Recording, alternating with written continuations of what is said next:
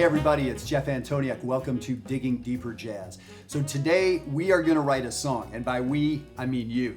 We are going to write a song. Now I'm not sure if you've written a bunch of tunes in the past or whether you've never done this. I'm guessing for many of the adult amateurs and semi-pros who I'm talking to, maybe you haven't done this before. We are writing a tune today. Before you go to sleep today, we're writing a tune.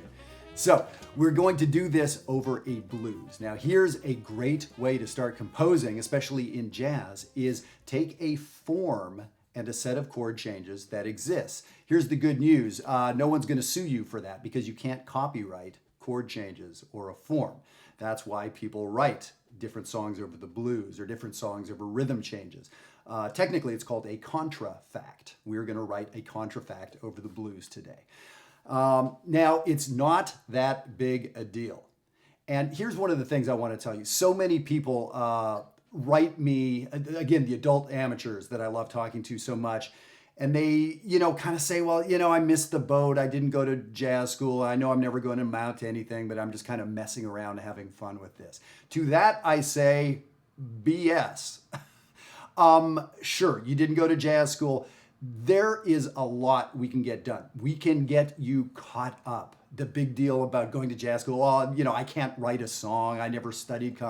None of that. That's not true. That's what we're here for, and that's what jazzwire.net is going to be for. Those folks that want to dig in, those folks who are passionate about playing this music and want to get moving. So I'm not here to, this is a composition lesson today. And by the way, that's my dog down there giving us a composition on dog collar. So composition, I'm talking about this today because it really truly affects our playing. When you know how to think like a composer, it makes your soloing so much better. So this is going to be very, very good stuff. The last thing I want to say is these videos are being viewed about 15,000 times a week. So here's the thing. By the end of this week, I want 15,000 new blues compositions on Earth. At the end of this month, I want 60,000 new blues compositions. If you write 2 tunes, that's over 100,000, okay? Let's get out there. Let's write some tunes. You guys can do this. You can see on the screen the PDF for today. There's always a PDF for these videos. And we're sitting right there are 12 measures for you to fill in. So what we're going to do is compose what's called a riff blues. The song C Jam Blues, written by Duke Ellington, is a riff blues.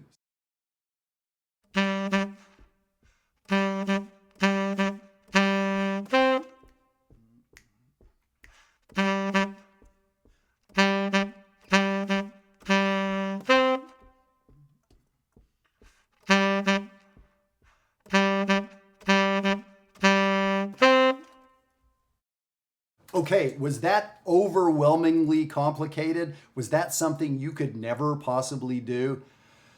No, Duke Ellington wrote that. Duke Ellington had a hit with that. Ella Fitzgerald sang that tune.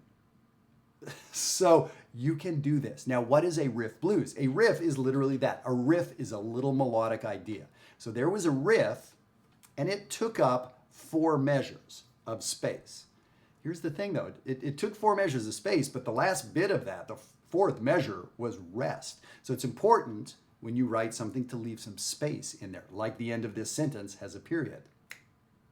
And then you go on, right? So you're gonna write something that probably has some space at the end. Here's the thing, once you've got 4 measures done, you do it again, and you do it again, and that's your song. So this is 5 minutes, right? The notes Duke Ellington used in the key of B flat are F, F, F, F, F, up to B flat, 5 to 1. That simple. So what I did on the sheet is wrote up the blues scale for you. You don't need to use all those notes, but we certainly could.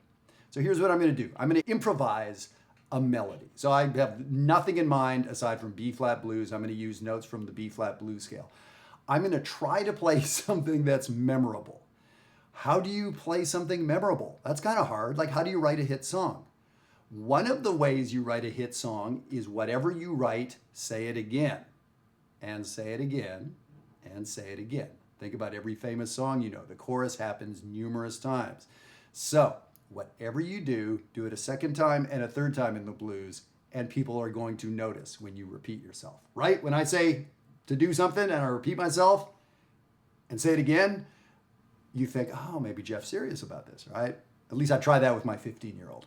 Okay, here we go.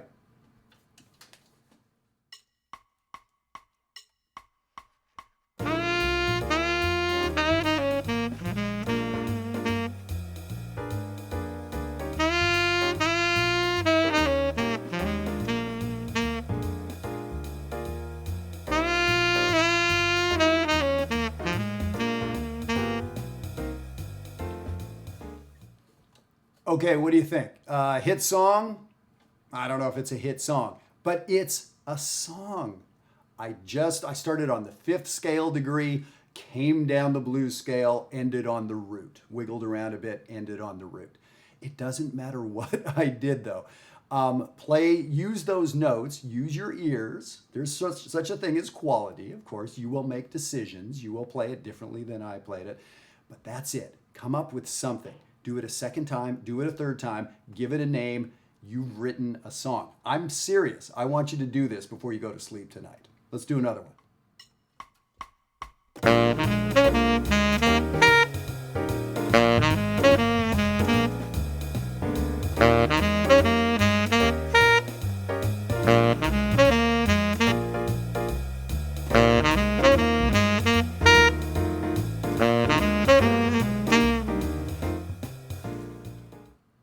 All right, I'm on a tear. I've written 2 hit blues tunes in the last 3 minutes.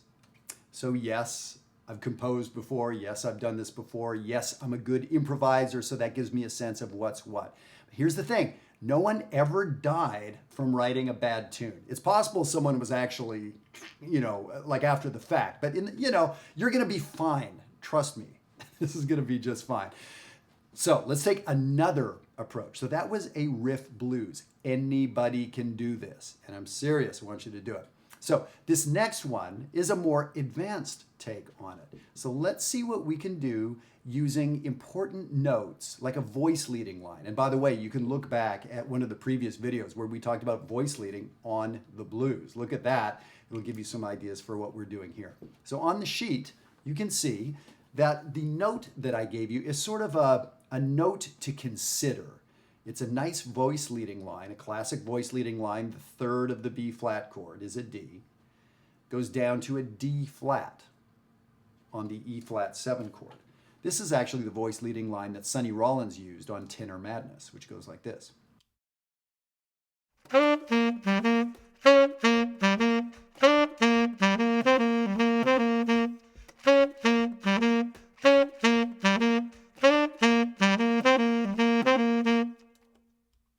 So there it is. So in the 4th measure, he didn't go back to that D, but that's sort of the note that was ringing in the air, I suppose.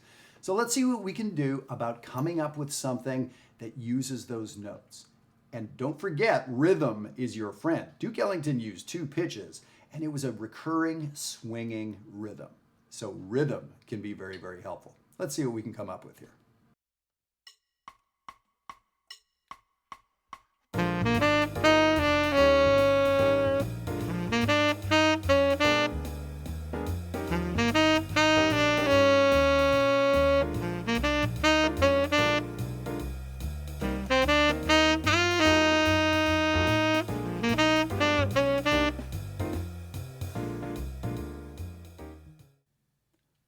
All right, I'm pretty convinced I'm not winning any ASCAP awards or BMI awards for composition on that one, but it's a song. I could play that on my gig tonight with trumpet and bass drums, guitar, piano, all that, and that's a legit tune. It really is. Now, you could hear it was still a riff tune in that I used the same idea, but there were now some moving notes that sort of got with the chords. So if you're writing your first blues tune, the riff idea, just write 4 measures and you're essentially done. You copy and paste that in the next couple measures. If you want to get deeper into the changes, you could combine the riff blues with the voice leading, and we can go from there. Let me try one more.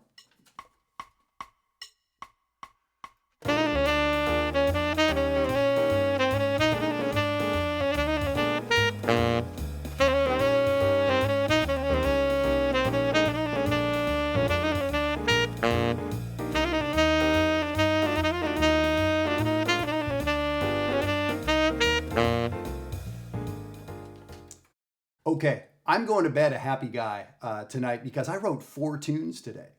So I really seriously want you to do this. Write your first song today. If you've done some composing before, knock one out. It'll take you 30 seconds. Or if you've done riff blues but haven't got inside the changes, there's a challenge for you. Or if you've written 100 blues tunes, how else can you challenge yourself? Can you make it more angular if you've written very melodic blues? If you've only written weird angular blues, can you make it sound like something Duke Ellington or Billy Strayhorn would have written? I want you to write a tune today. And again, this informs our playing. Now, I tell you what, this idea of composition, I'm not turning these video series into a composition lesson. It's all about how it affects our playing, but how good it feels to write a tune. We all know how to do this. And this is going to be a little angle that we're going to take at jazzwire.net. Check that out if you haven't looked at it. We launch this fall of 2018. And these are going to be the sort of things we do as a community. That could be one of the assignments that your group at Jazzwire has this week. Let's everybody write a tune and now put it up. And we're going to compare notes. We're going to see who had a cool idea or a different take on a B-flat blues. Or if somebody needs help and support, there are hundreds of us there to do it for you. It's going to be an amazing thing. So I can't say it anymore, but I'll say it one more time. Write a song today. We'll see you next time. Of course, write us for the PDF if you are interested in receiving it, and we'll catch up with you next time. Thanks so much.